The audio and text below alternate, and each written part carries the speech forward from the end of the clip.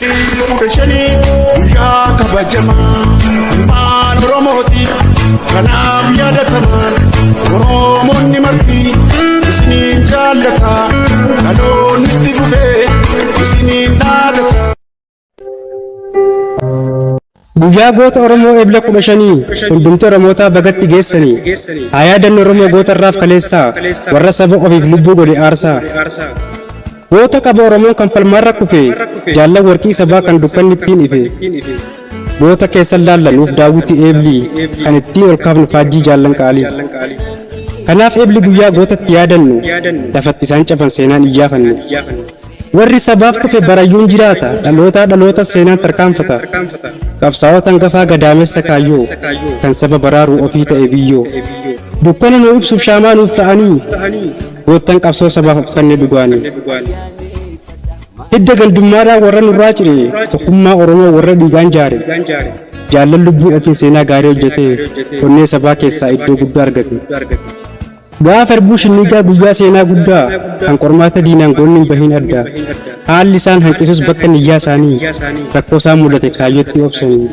ciccita hallayyaa kiyyoo diinni qote sanaan qabamanii karoorri gufate diinnis erga oolchee to'annoo isaa jala yaaleddaan qoqqooduuf ammarraa eegalaa kan nuti jennu raddafaa walii galaa jedhee gagammadee akka waan milkaa'u tasaasattiin fixu jalqabe lakkaa'u yoo dhumuu jibbitan ajaja fudhadhaa amantaan adda baa gargar hin dhaabbadhaa warri kiristaanaa kottaa asiin deemaa islaamnis dafaatii keessaa jiqoodamaa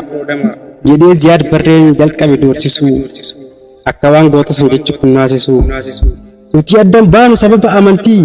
kaayyoo tokkoof baane nu fixaa bakkatti wareegama lubbuu wareegamni caalu ni jira yoo ta'e adda waliin fillu jechuun otoo nafin tokko isaan keessaa ejjennoo takkittiin uummata rasaasa gargar baanee akka san deemnu amantiidhaan nu filtanii sabaaf du'uun nuuf kabaja hadhaan du'aa nuuf aannanii jechuun jaallan waadaa eegee qaamaa citee itti dhiige tokkummaa nuu mirkaneessee boolla du'aa waliin ciise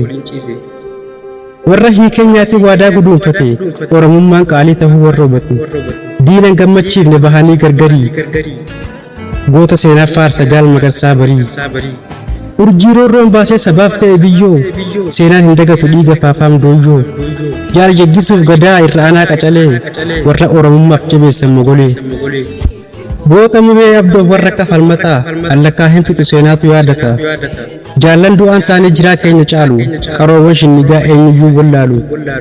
warra akka abboomaaf marii galaanfaatu ifatti nu baase lubbuun haa jannatu